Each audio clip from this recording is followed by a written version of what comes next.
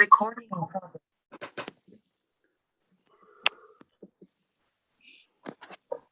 Good morning, all. Hello, Andrew. We're good.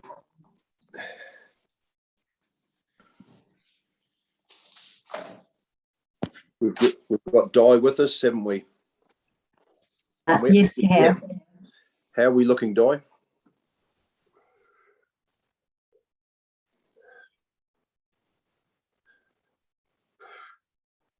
That's an unfair question for you to judge us. Can't hear you, Di. Do you want to unmute, please?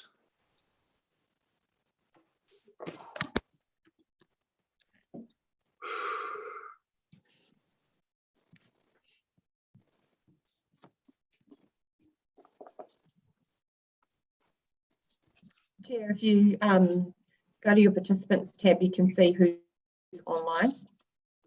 That might help to know whether we've got everyone. Thanks, Sarah. Yeah, just the last few are joining now. Cool. Thank you.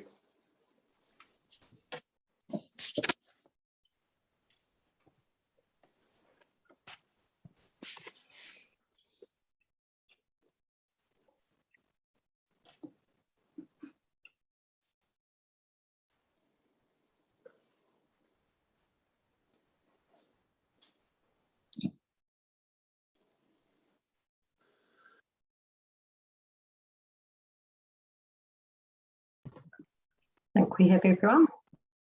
Thanks very much, Di. Welcome, everybody, to this Regulatory Committee meeting. And just noting at the conclusion of the meeting, we are going to have our freshwater farm plan consultation discussion or workshop. But what I suggest is we have a 10-minute break at the conclusion of the Regulatory Committee meeting and then continue on with the workshop. We have an apology from Michael Laws. I'll move that apology is accepted. Seconder, please. Thanks, Kate. I'll put the motion. All those in favour, raise your hand. Motion carried. Thank you. Confirmation of the agenda. Just confirming the agenda as circulated. Not aware of any additions. I've got my hand up for some reason. Okay. Conflict of interest. Just the same reminder for members to stand aside from decision making when a conflict arises between their role as an elected representative and any private or other external interest they might have. No one wants to raise anything. Brian? Yes, as you're aware, I have a conflict of interest with the forestry. So I'd appreciate when you discuss the forestry, you could give me a heads up and I will leave the meeting. Good as gold. So that's part of the quarterly report. So you either decide to leave during the segments of the forestry. That's what you're suggesting. The segments within. I'm suggesting to you, the chair, that ideally, if there's any discussion around forestry, that you can invite it, and at that time I can then leave the meeting. So you focus it on a particular time. Okay, all right. Good as gold. Carmen. Thank you. I'm the same as morning. I'm the same as Councillor Scott, conflicted when it comes to forestry. So I'd probably prefer to sit that out too, please. Good as gold. Thank you. Any other conflicts? We have a forestry block as well, so yeah. Okay. Any other conflicts? Good to go? Okay. Public forum, not aware of a public forum. So moving on to the item 5, which is the confirmation of the minutes. This is the minutes from the 10th of June 2021 Regulatory Committee meeting. And I'll move that they are true and correct record. Someone like to second that? Thanks, Carmen. Is there any discussion? Marion? Apologies, that was me trying to put up my hand to second it. I'll take it down again. Okay, thank you. No discussion. I'll put the motion. Just raise your hand in favour. Against? Carried. Thank you. Moving on to actions. There's just that one action that keeps popping up with regards to connectivity and lobbying the minister. Kate is across this. I think it's just going to be an ongoing action. I'm not sure whether it's worthwhile leaving the overdue under completed. I would suggest that there's some action happening there, so I think overdue can probably be removed, but I would suggest it's sort of an ongoing action. That's about probably the best we can do. But any comment, questions? I can say that I've had the follow-up meeting that I advised people on. I don't think anyone got back to me about any other examples. I've gone around looking for some other examples, and I know Fair Farmers have just done a survey about connectivity as well, so they're trying to feed into that space. There's a bit happening. I gather the government is trying to work out where those gaps of ability to connect are. Thank you. All good? Okay, moving on to the Regulatory Group Quarterly Activity Report 7.1. Welcome to Richard, GM Regulatory and Communications, Tammy, Manager of Consents, Joe, Manager of, Tammy, Manager of Compliance, Joe, Manager of Consents, Simon, Manager of Regulatory Data and Systems, and Steve, our Harbour Master. Welcome to you all. Hope you're coping with the uncertain times that we live in. Nice to have you all here. We've also got the 3 attachments for that accompany this report, and I suppose I should have said that this report covers off the 2021 regulatory activities, so that 12-month period, plus it has the July 2021, the first month of that new year in here as well. And those attachments relate to those 2 reporting periods, and also there's the deemed permit status report. There's 3 recommendations, one that we received the report, the other one is that we just note the reports, as I've just alluded to, the 2021 year report and the reporting framework for the 21-22. And the 3rd recommendation is the one that we discussed briefly yesterday at our councillor only session. And what I suggest when we get to that point, we just deal with the first 2 motions, and then we have a discussion around the 3rd one. There was a number of issues raised at our councillor only session. I did flick those questions through to Richard, but probably best to cover those off when we get to that point. Right, Richard, we're in your hands. Thank you. Thanks, Andrew. Morning, everyone. Yeah, look, I was going to open just with some discussion about that 3rd resolution following the feedback I got yesterday afternoon. But if we'd prefer to do that when we get to the discussion on recommendations at the end, I'm happy to do that. So if that's the case, then we'll just take the report as read.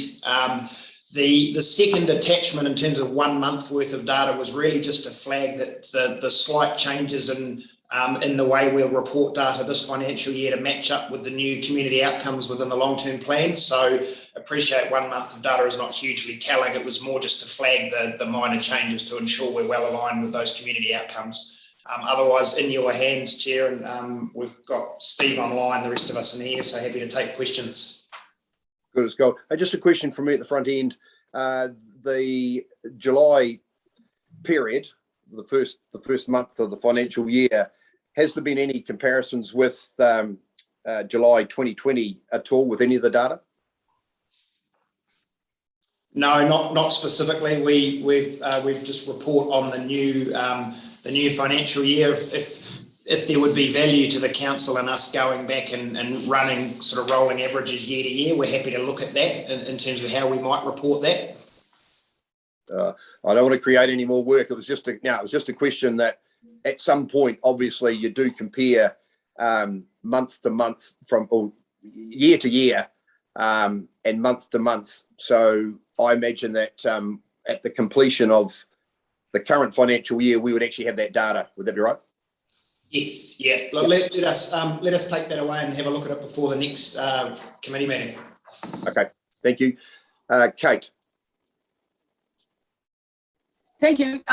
Great report. It's obvious that you've been very busy, your team, and I know that the workshop will have stuff that you've been busy on that isn't reported here. Appreciate that. I've just got two questions. One is about paragraph 23. I should have done this by email. It's a flood protection management bylaw 2012. And you've got over the financial year, 34 bylaws were processed. I presume there are applications to do something on the flood protection, putting a culvert in or something like that around the flood protection works, is it? Yes, they are. Yeah, so it's something where they are doing it in relation to our infrastructure and they need permission under the bylaw to do that. Thank you.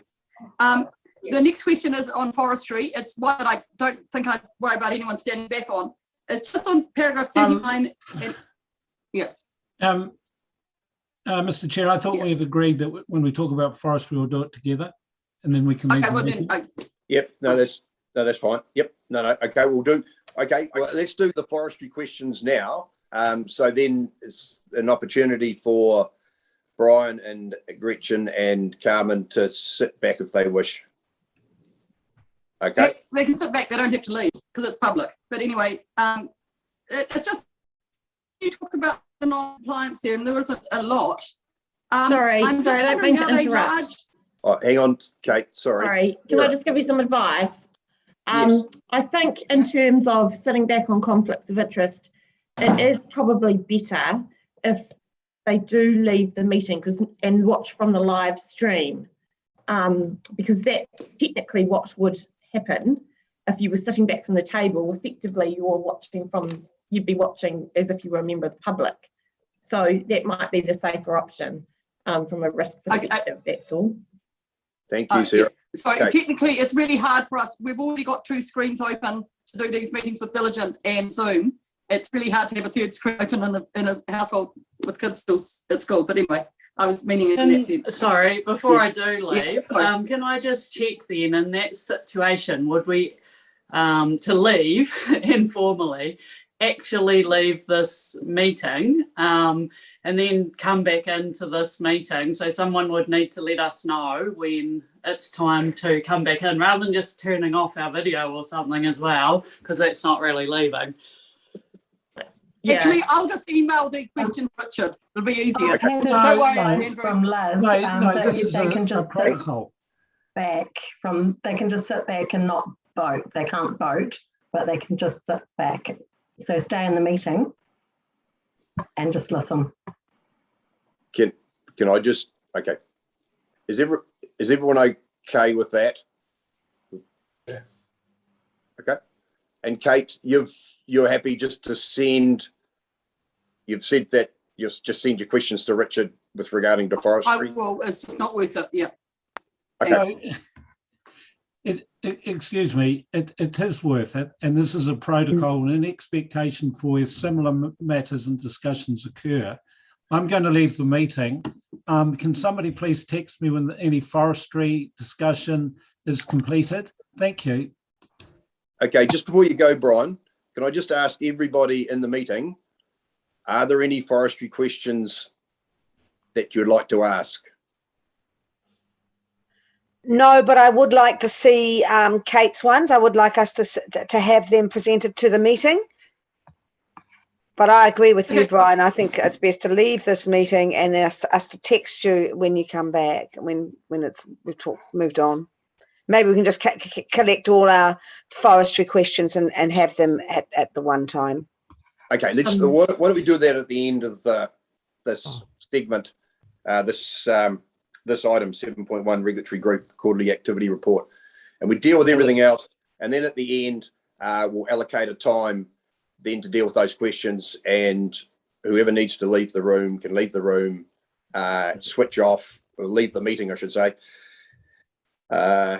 They've left, Andrew. Beg your pardon? They've left. Yes. Yeah. So we should do forestry now because they've left. Okay, right. Yes. So, sorry, Rachel. before you do, Chair, I'm sorry. I'm just checking, you don't have any forestry interests yourself? well, the forestry interest was raised with May Chen at the time we had our investigation with regards to conflicts. And as part of that, the outcome of that investigation basically said Plan Change 8 was the only time that I needed to vacate the room or the chair or the committee meeting. So that was the water quality one. So that was my understanding. But I'm happy. I'm happy to leave like everybody else. If you wish, I will do that. I will leave because I don't want to compromise. My advice to all of you is that you don't want to put at risk anything that happens in the meeting, and so it's not for me to determine your conflict of interest, but I will continue to raise where I think there may be risk. That's all. Thank you, Sarah. Gary, I'll just ask you to chair this part of the 7.1. So we're just focused on obviously forestry. I'm going to disappear. The others that have wanted to disappear have done so. So just let me know. Maybe just could you text me, Gary, when that is completed, the forestry question, so I can come back? Okay, will do. Thanks, Andrew. But can I just say before you go that this is quite contrary to the legal advice that I've received around how I manage my conflicts. And it's, I guess, making it even harder because we are sitting here in Zoom and you having to use technology. It's down to what we choose to do and what we choose to say, and then how we vote or step back from voting. It really turns the meeting into a bit of a shambles by having people having to be texted and communicated with to come back and or enter and leave the meetings. But either way, I'm happy to carry on and chair for some of these items, and then how I choose to manage my conflicts when it comes to the other water aspects of these meetings, I'll continue to manage them as I do.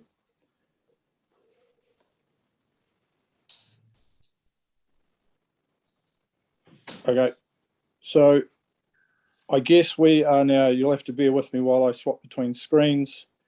We're moving to report 7.1 and we open for discussion. And I had a question. Excellent. Okay, I'll just jump back to you. Sorry, Kate. Ask a question, please. Yeah, it's just on paragraph 39. You talk about 33 sites were considered fully compliant, 3 sites were graded low risk non-compliance, and 1 site was graded moderate non-compliance, and it's significant non-compliance. With our education systems, we ensure that big forestry companies know the rules, and that's relatively easy. The question here is the non-compliance ones, are they generally the bigger operators, or are they the smaller operators who may miss out on that information, or is there no trend? Look, testing our education. Yeah, I don't have that level of detail with me around the scale of the forestry company. But what I can say is that we are actively engaging with small and large players in the forestry space, including emailing them updates with the new rules. An example being with the NES freshwater and the rules there around wetlands. But yeah, sorry, I don't have the detail in terms of whether this was a large player or a small player. Okay, it is not particularly contentious. I just want to understand, it's really hard to sometimes get to know who is doing forestry or your database to make sure that they're educated. I'm impressed that you have reached out to them, and how. Thank you. Okay, thanks. You're all done, Kate. Yep. Hilary, please. Sorry, this isn't about forestry, but it's about these procedures and things. I'm concerned. I do see Mrs. Gardner's abundance of caution here, but I did hear a voice which I understood to be possibly Di, but I don't know who, suggesting something about sitting back. And what we've usually done in potential conflicts, what people have chosen to do for themselves is to firstly not vote and secondly not take part in the discussion. And I wouldn't like to see the awkwardness of people being obliged to leave the room, and for some suggestion that if they happen to remain in a room where people were talking about something, that would somehow taint the discussion, because of course no one is ever there with the decision making when it's inappropriate, and usually they don't take part in the discussions. But I'm concerned that we might be trying to be too careful here in a way, and that it won't allow people to do what they have been doing, and that it will lead to some suggestion that every time anybody might have any issue, that they would usually be able to handle by saying, I'm not taking part any longer, and that just comes all of a sudden or something. For example, if we're going to go into a workshop, the suggestion is that if in a workshop people take part in a discussion, there's been quite clear suggestions and letters from various councillors that if you took part in a workshop discussion, then that would be inappropriate if you might have an interest, and that it might be more than the general consensus. And then you sit back and then you find this afternoon at a workshop that, in an abundance of caution, nobody's on Zoom at all, because anybody who has a piece of rural land might be in the room where a discussion was taking place. So I'm suggesting that we actually, although I do understand the caution, don't try and get people to actually leave the room beyond saying, I am no longer taking part in this discussion. Okay, thanks, Hilary. I wonder now, have we covered everything we were going to cover with forestry? I can only actually see 2 other councillors, 3 councillors. So, sorry, Councillor Hobbs, you have your hand up? Yep, I do. Thank you. It was just a very simple question. In paragraph 39, you talk about 38 forestry inspections. How many forestry sites have we got? I mean, I don't know whether that's a little bit of the number of forests or the whole lot.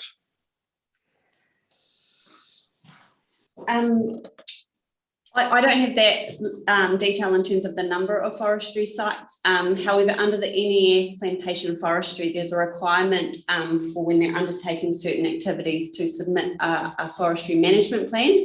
And there are in the attachment 1, it'll show how many management plans and notifications that we received in the forestry. Figure 18 and attachment 1. Yep. So there is a larger number of forestry sites than 38, and they're all at different stages of their activity, whether that be afforestation or harvesting. Sorry, love. Whoops. Can I just ask another question following that? Because I'm looking at, so if I were to look along here and I'd go July 30, and then do I add the 24? Do you see what I mean? Am I looking, is that, if I go along there, do I total them all up on figure 18? Monthly totals. Yes, that's monthly totals. So the blue are the notifications that we've received. Management plans are in orange, and then the inspections which we've undertaken are the grey on top. Right, and the last question, sorry about this, people, the last question is, how big does a forestry site have to be before it has to apply for a consent or a, what you've just described? It's detailed in the NES plantation forestry, and we can send that around, which provides all the regulations in the space. I can look that up. Thank you. Okay, great. Thank you. So have we got any other questions on forestry? No, cool. Right, we might bring the other councillors back into the room then. So if we just pause for a couple of minutes, and I will text Andrew, and if the others can be texted by others, please, as well. I've done that, Gary. Oh, brilliant. Thank you.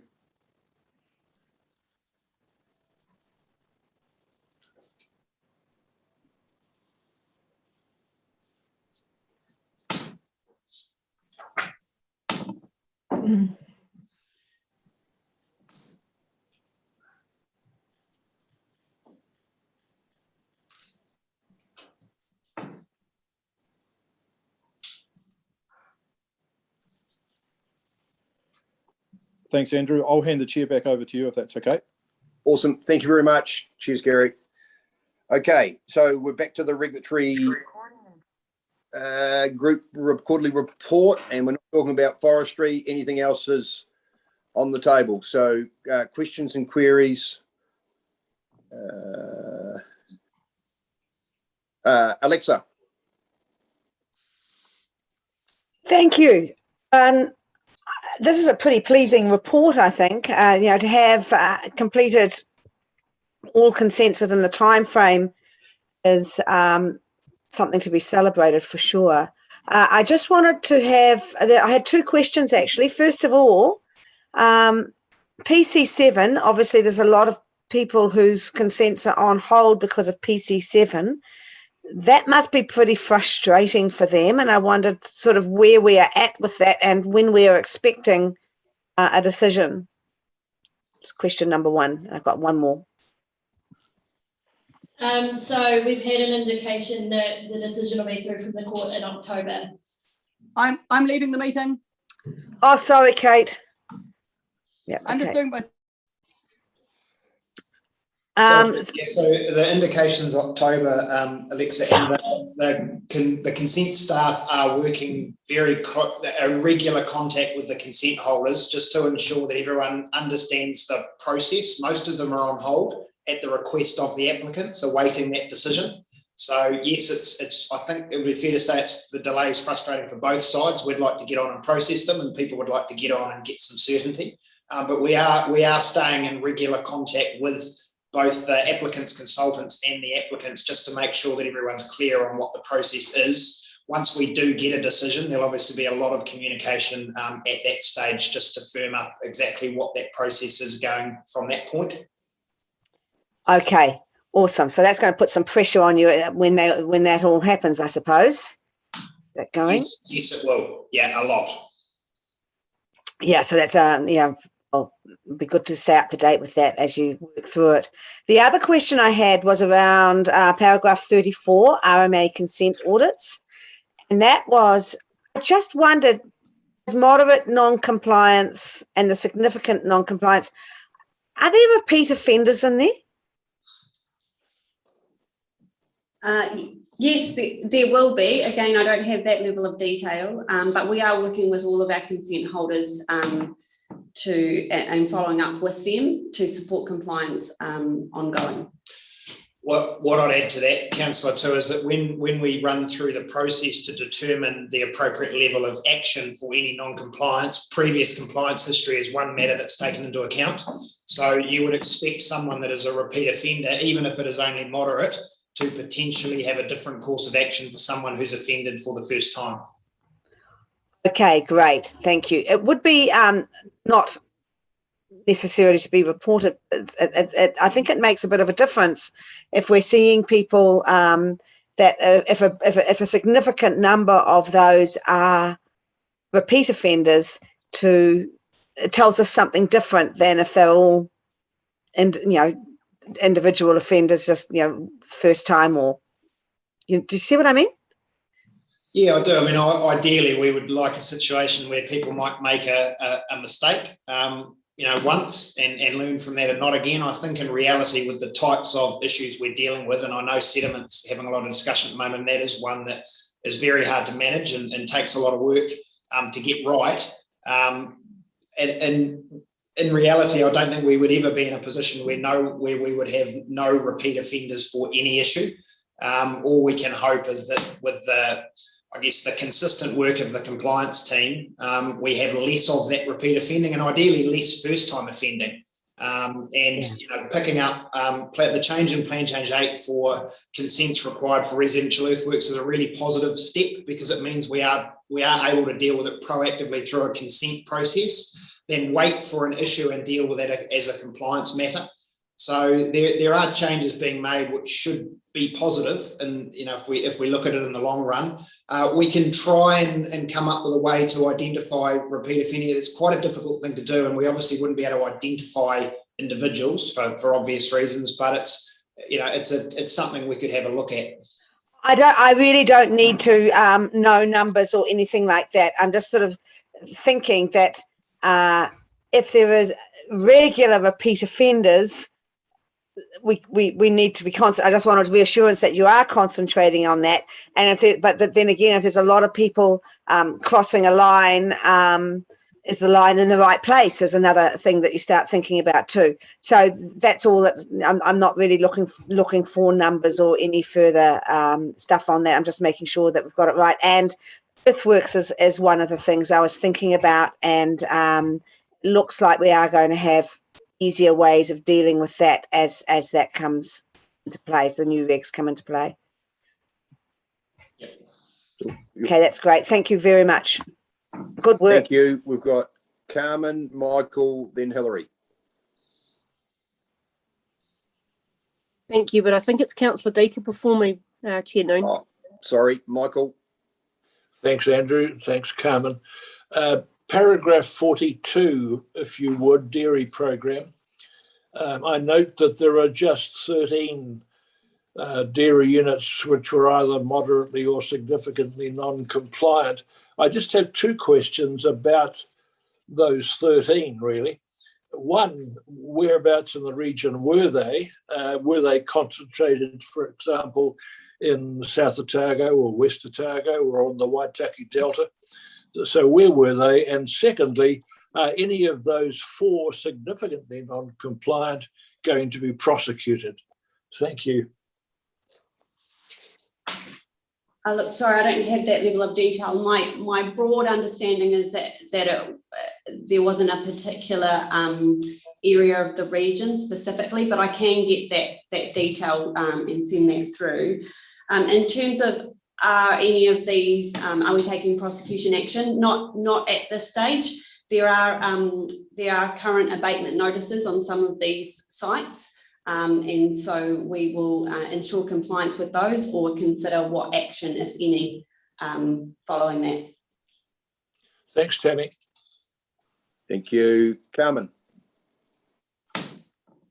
Thank you, Chair. Good morning, regulatory team. I've got a question for you. It's paragraph 52, and it will be page 15 of our report. And I just wanted to ask you about the pollution response. You had outdoor burning 386 and domestic chimney 172. Yesterday we had quite a sobering report on the air quality in Otago with airshed 1 and airshed 2, of which Balclutha has been in airshed 2. What I just wanted to know was, of those two statistics, outdoor burning 386 and domestic chimney 172, do you then feed that information through to the other teams? What I was sort of trying to figure out was the outdoor burning is a lot in the central Otago. Do you break that down into different regions? Domestic chimneys, that's sort of the same. Please, can you comment on that if you're able to? Look, we do work with our science team on particular matters. Generally, we do give them this information as well in terms of the number of complaints we've had. And so they have that data. Thanks. What I was just trying to figure out from you, you have nothing on your hands that says, look, well, I can tell you right now that 300 of these were in Central Otago, 86 were in South Otago. You've got nothing that you can't break that information down any further. No? We don't have anything as part of these reports that have the geographic spread of the complaints. Sorry, Councillor. In terms of that, though, we do record the TLA district that all complaints are made within. So we do have that data. Okay. Thank you. I'll think about that. And if I want to ask you any more, I will. Appreciate that. And thank you, Chair. Thank you. Hilary. Thanks, Chair. Just a couple of wee queries about the things that are on hold. are the things, the consents that are on hold for plan change 7, were they requested to be on hold, or did we put them on hold? And does them being on hold till after that's determined, what effect does that have from a legal sort of process point of view? Does that mean anything changes about how they're looked at? Or so there's two bits of sort of the same question. Yes, so that most of them are on hold, or all of them are on hold at the applicant's request. So either through a timeframe extension or a suspension, and that has been their choice to do that, to wait for the decision from the courts. The effect of that decision really depends on the notification status of the application. So it really is going to vary depending on when that application came in. And it will change the policies that we consider it under, especially the ones about term. So when the application came in rather than when it's heard? It's a bit of both. So it's about when the application itself came in, but it's then also about when we make the notification decision, and then also when we make that final decision. Did we, just a last question, thanks for that. Did we ask any applicants to put them on hold when you say it was their decision? Did they all get in touch and say, please put it on hold, or did we ask them to? Because my people suggested to me that they had been asked to put them on hold. We discussed options with them. Where we put timeframe extensions in place, we do have to ask them to agree to that, but we definitely discussed all options with the applicants and continue to do so. Yeah. So to be clear, Councillor, and I'm not sure where that suggestion's come from, it's totally within the rights of the applicant to ask us to continue to process their applications, and had they asked that, we would have done so. Yeah. Yes. Just to be clear, thank you guys, and I wasn't suggesting, and I wouldn't suggest, and I'm sure it's not true that we would have,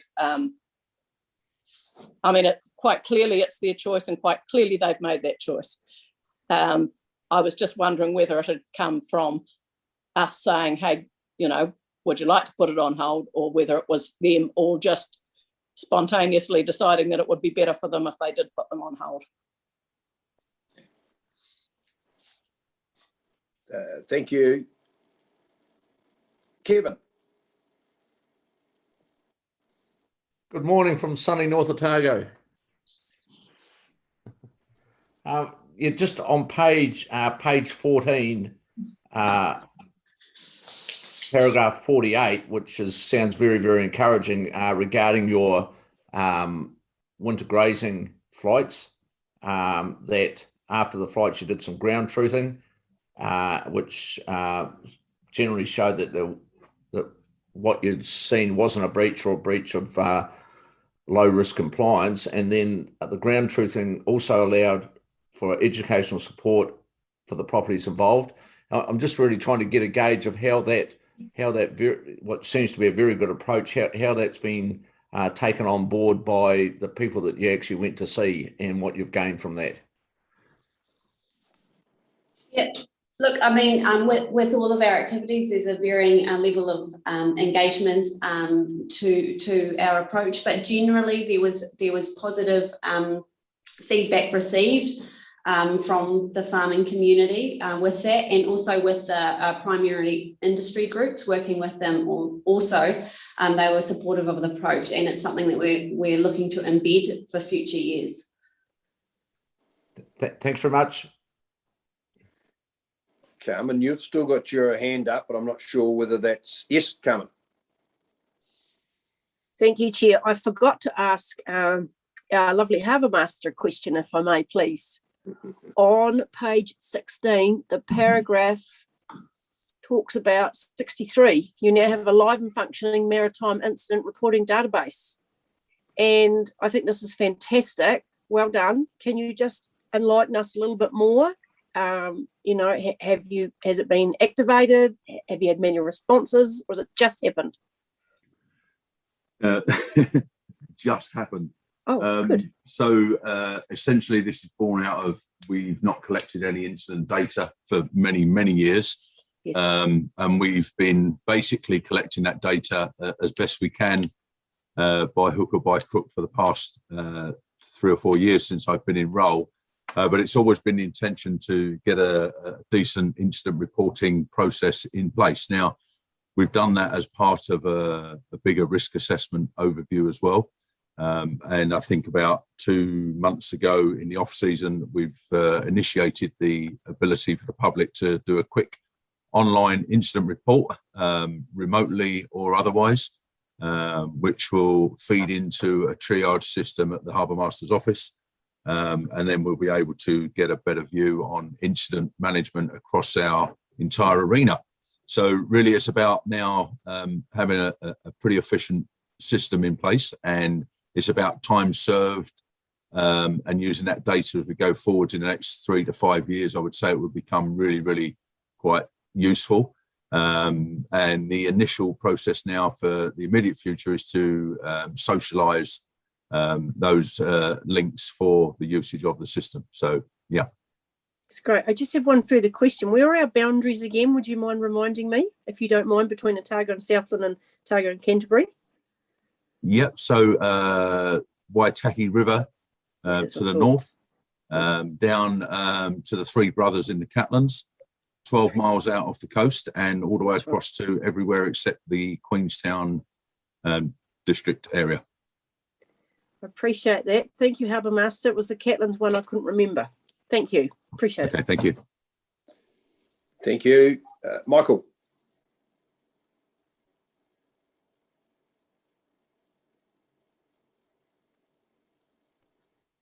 Sorry about that, Andrew. Yeah, my question's for Steve as well, and it's relating to para 65, Lake Dunstan. Steve, you talk about buoys for designated swim areas, and this is a bit of a dumb question, but I'm interested in the answer. By designated swim area on Lake Dunstan, do you mean that if you want to go for a swim there, these are the areas you must go to?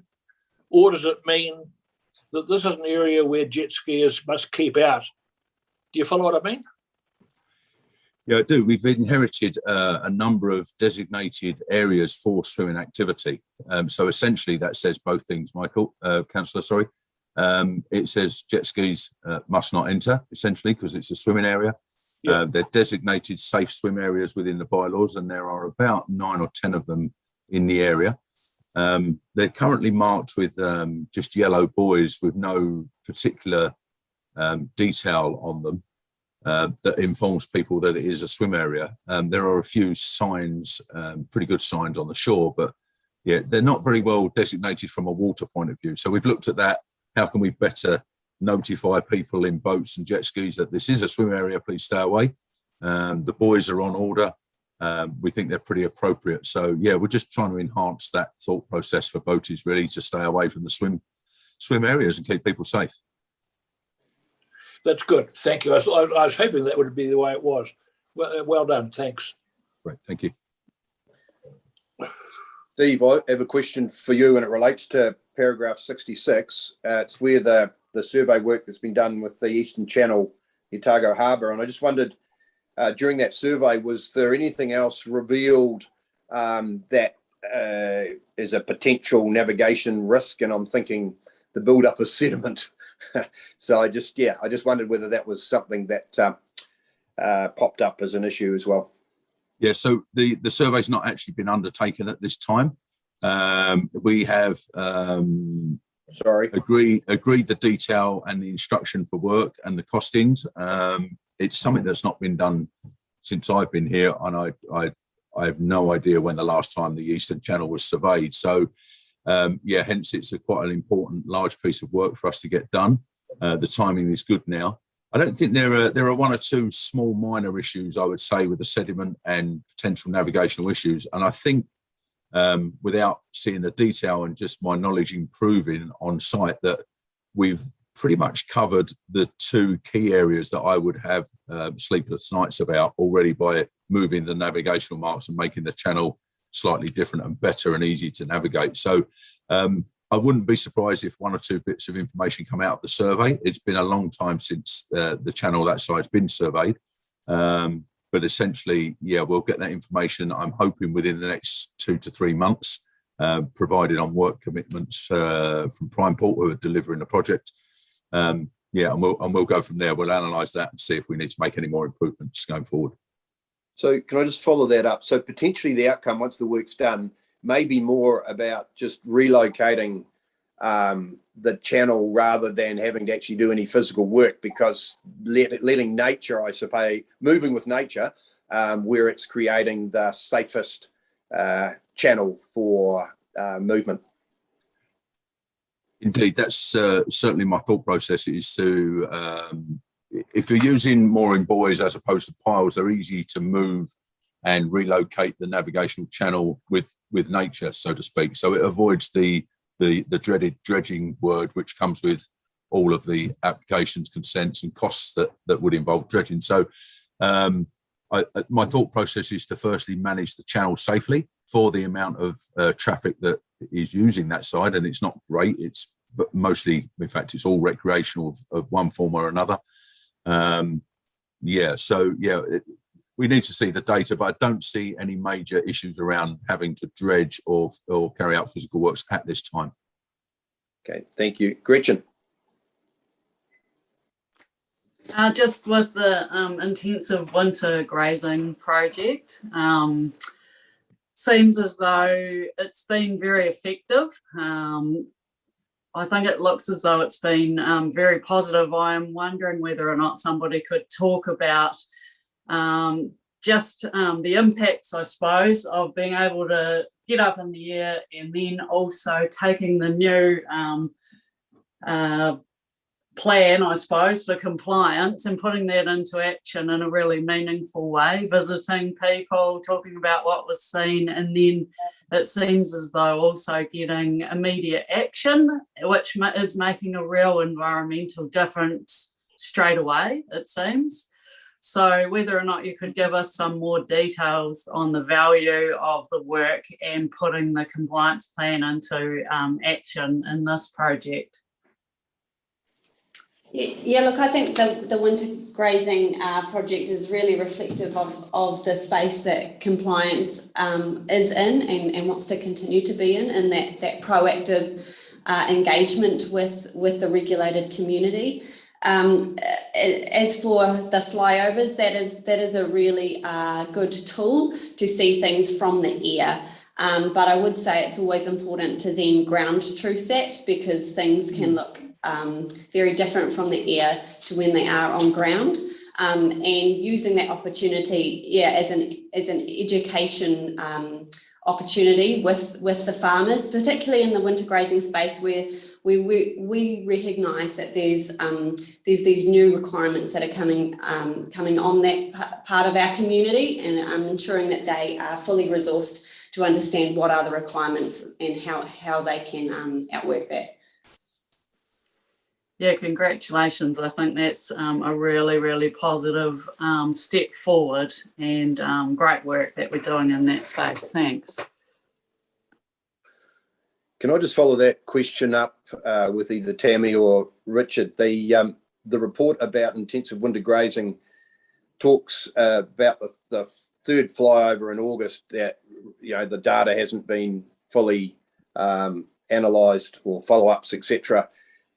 I just wonder, in the past, has it been a requirement to provide a summary of those flyovers, outcomes, follow-ups, etc. to the Ministry for the Environment? That was my first question. And the second question is, I wonder whether it's something that we should be proactive in providing that information to them, if it hasn't been the case in the past. And why I raise it, not only it's popped up here through this report, but the regional sector group had quite a discussion on it after a video had been circulated by the Environmental Defence Society about poor practice.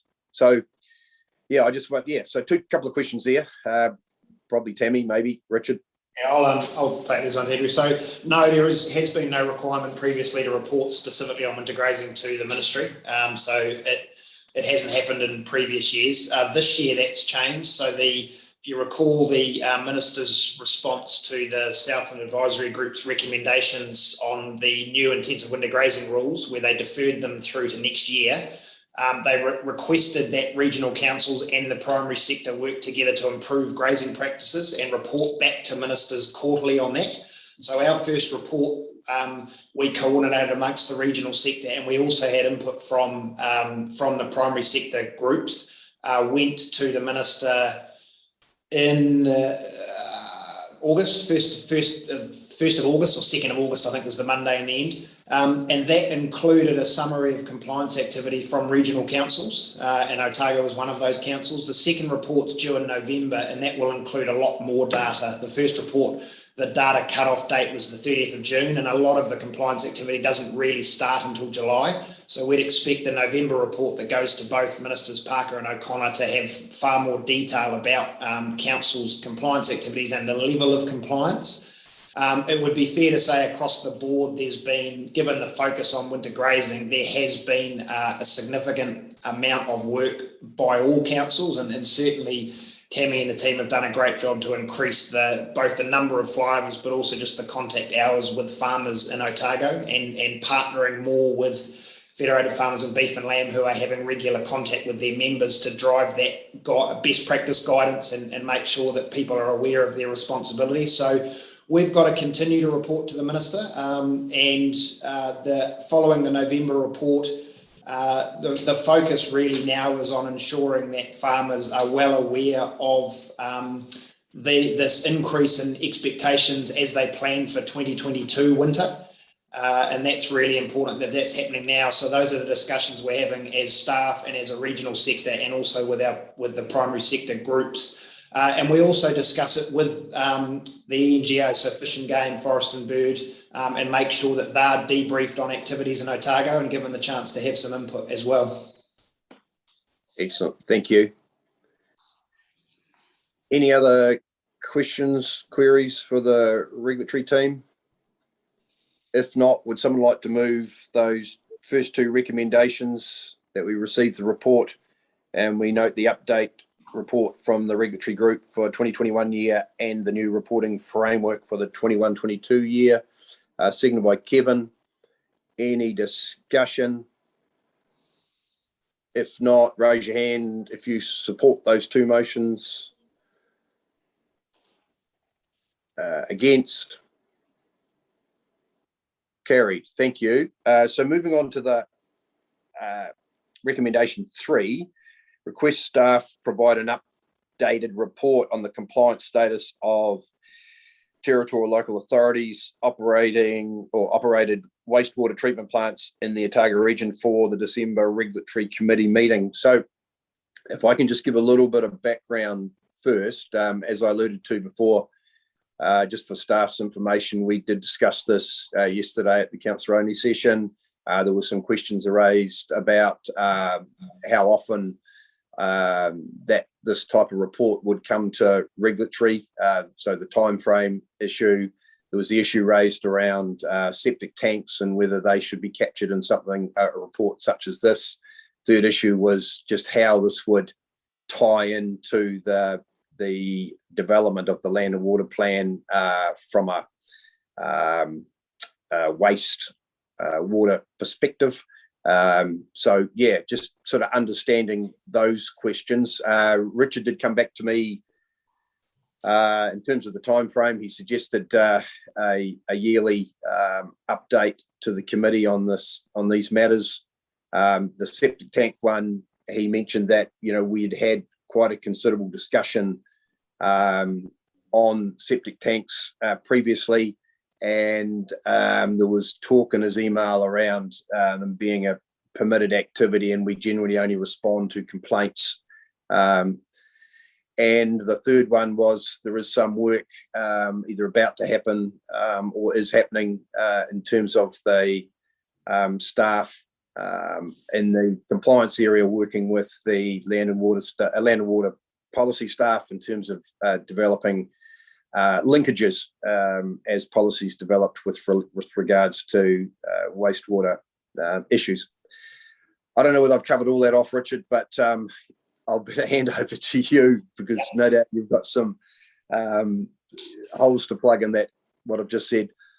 Yeah, certainly. Thanks, Andrew. So, yeah, look, the initial chat that I had with Andrew was the normal agenda catch up we had. It was suggested that an update to the report we provided, I was early in 2020, it would have been on TLA wastewater treatment plant compliance was, it would be good to get an update on that. So that was the initial discussion. And that was the basis of the draft resolution, the third one we were going to add to this. Subsequently, yesterday afternoon, as Andrew's just outlined, there was a bit of an email conversation around what else might be in that report. So I appreciate that we've discussed septic tanks a number of times, so maybe we'll just quickly run over that again, and then I'll ask Tammy just to talk a little bit about the work that's happening within the Land and Water Plan program around septic tanks. So septic tanks largely are a permitted activity in Otago. There are areas where consents are required and they are subject to compliance monitoring, as is any consent. There are significant areas where there is no monitoring unless a complaint is received, and we don't have a program to proactively go on site, and it would be a significant piece of work involving compliance science and potentially other areas to frame up a piece of work. So we have had that discussion previously. We've talked about the appropriate place for managing that to be through the Land and Water Plan, and there is some work started, and I'll get Tammy to talk to that in a minute.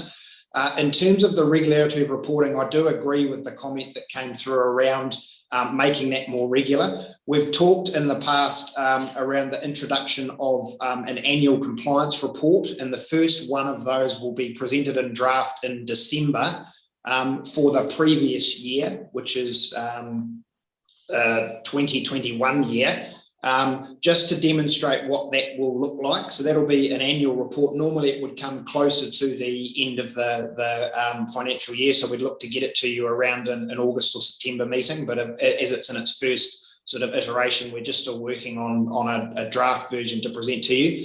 That will break down the key activities occurring within Otago and highlight the compliance activity that's been undertaken, the enforcement activity that's been undertaken, and some general commentary around how we feel compliance for those activities is going, and potentially what we might be focusing on in a future year. So it'll be an annual report. A number of regional councils do it. We haven't, but we'd like to introduce it. So rather than us sort of ad hoc reporting as a request comes in, you can expect that annually, but it won't mean or it won't take away the ability for us to write a report on a specific topic if council feels that one's warranted during a financial year. So I guess what that's saying in terms of the suggestion is yes, you will get something every 12 months at a high level, and that won't just be for wastewater treatment plants, that'll be for all of our key activities. But we can also write bespoke reports, if you like, in between. So that's where we're at with those things. Given my preference for the future report is to provide an update of that TLA wastewater treatment plant report. We won't be in a position to provide anything on septic tanks. If you'd like that, that's a whole nother discussion around a specific project along with resourcing and budget to go with it. But it is, I'll just hand over to Tammy just to talk a little bit about how that's being handled through the Land and Water Plan. Thank you. Yeah, through the Land and Water Plan, there's a work stream that's been established specifically looking at urban causes of water quality issues, of which urban wastewater is one of those under that grouping, and specifically around on-site disposal, so septic tanks, as well as the municipal systems in the wastewater space. So compliance is included in that work stream, as well as the regulatory data team and science and others are in that work stream. So the issue of septic tanks and the regulatory framework for that will be considered as part of the Land and Water Plan. Excellent. Oh, thank you for that explanation, Richard and Tammy. Questions, Brian? Look, I just want to say congratulations for that idea. One of the frustrations, I think, from a governance perspective is just to you know, for example, the wastewater report, the fact that we haven't had one since early 2020, a year and a half. I think this regular compliance report that you're talking about will give some confidence that there's no gaps, and just to sort of reaffirm that holistic look as well, to consider what is the comparative impact of all these different things and the risk and how they're being managed and the compliance and the outcomes. I think that would be a really constructive thing. Thank you. Thank you. Any other queries, questions?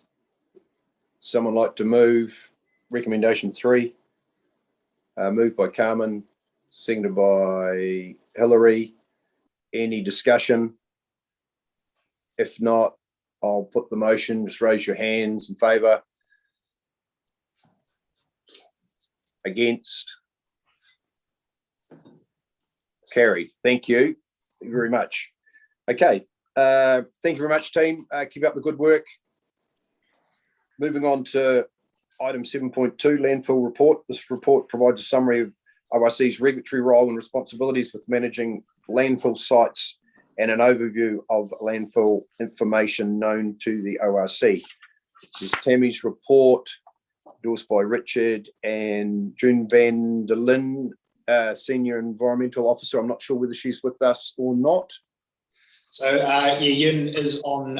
He's online and is our contaminated land expert and is doing a fantastic job and just trying to get up to speed with the various issues we've got and is a large part in pulling this report together with Tammy. So if we've got any sort of highly technical questions that go over the head of me and Tammy, then we can call on you and as required.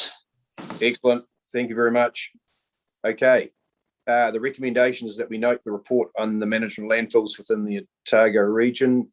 Questions, queries? Brian, then Marion. Yeah, thank you for this report. That's great. Paragraph 25 talks about the high priority landfills, and then I look at the bottom and it says that they were previously called high-risk landfill sites identified in the environmental sensitivity ranking report. If I could just find out just a little bit more about these sites, is the list all-encompassing? Is there the potential for other sites that we don't know about? And what are the things that we're actually doing to monitor and to ideally reduce the risk of these sites? Yeah, look, this is this table here is from that environmental sensitivity ranking report, which undertook a historical assessment of landfills sites, closed landfills within Otago. That was undertaken in 2000, so it is a relatively old report. However, in saying that that information in terms of the high risk sites, they were looking at a lot of factors, proximity to water, proximity to drinking water, what type of landfill activity it was. So it was looking at a broad range of factors and then grading each of those landfills. And so they were the 28 landfill sites which were categorised as high priority for monitoring. In terms of the ongoing monitoring, so compliance monitoring of landfills is undertaken. We undertake active landfills are monitored at least annually, and closed landfills at least 3 years on a rolling cycle. And we do prioritise those higher risk sites. And also there may be some consents which are on those landfills as well. So they're monitored in accordance with our compliance plan. Yes, Mr. Chair, just to follow up. So what's the program to turn these high risk sites into low risk? And I see that what's written here is that the sensitivity ranking report was 2020. Is that the same thing? You said 2000? Apologies, Councillor. I've just picked that up too. That's an error with me translating that table. So the report was 2000, and in that underneath the table of said 2020, but that should read 2000. So apologies for that. No, cool. Yeah. So what's the process to turn them from high risk to low risk? In terms of the management of the landfill sites, the primary responsibility lies with the landowner in terms of any remediation or any management activities. We monitor the sites, whether there's any environmental effects that are occurring, and take appropriate action if that is the case. What we would be hoping to do through the monitoring program, councillors, is identify where we believe there are risks, and then engage with the landowners to understand what their plan is to manage those. It's difficult. It's a bit of a chicken and egg scenario. Often we as a regulatory function, we step in when there is an issue. Through this program, we'd hope to understand where those risks are and encourage appropriate action to mitigate them. But we don't have the ability to step in physically in terms of doing any work, or require work to be done where there's not a compliance issue under a consent or a plan rule. Okay, thank you. Michael. Yeah, thanks, Andrew. I'm referring to Para 25, Richard and team, the high priority landfills. And I was a bit surprised to see Barrow Box in that list there alongside Clutha District Council. Way back when I first joined this council, the old Barrow Box timber mill just out of Tapanui was a real concern to everybody, because it's, I think, PCBs, is that right? And I thought that site had been fully remediated. So I'm surprised to see it's still there. From the 2000 report, so I don't have the detail in terms of any remediation activity that's been undertaken on that site. So you may be correct in terms of if we were to do the assessment again and the ranking of the environmental sensitivity, it may not come out as high priority. Yeah, okay, thanks, Tammy. Yeah, of course, it's a 2000 report. Would have been very high priority then, because it was an area of considerable concern for public health.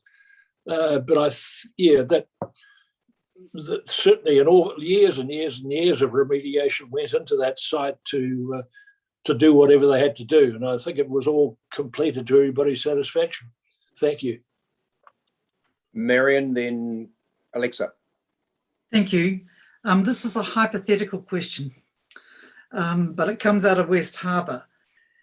At the moment you've listed contaminated sites, and there is currently no evidence of leaching, but there comes to be a change of use from land that's kind of not used, it's sitting there empty, and it gets turned into housing sections. At the time of the change of use, does the consent to use it differently flag that it's a contaminated site? And earlier on, somewhere in the 20s, in the paragraph 20s, you kind of implied that was, or you stated that was the responsibility of TAs.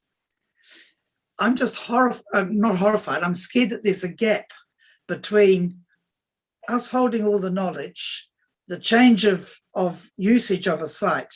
Look, I'll just be quite blunt. Down in Sawyers Bay, I think there is an old tannery site. There is a lot of subdivision happening around that area. Who gets told what? Yeah, I'll handle part of this one. So there are consent requirements for working on contaminated land and for site investigations. Contaminated land and the consenting around that is shared between ourselves and district councils under the NES. And we do make sure we work in with them around that, and we are taking opportunities to work closer with those councils as part of our current work program, and also with any consents required for residential earthworks. So that's a new consent requirement that was introduced under Plan Change 8. So all avenues for us working together are being used, but yes, there are consent requirements that for site investigations for potential contamination, or if there are ones where we know there is existing contamination. Thank you. In other words, there's almost an automatic flag system goes up when a consent comes in for change.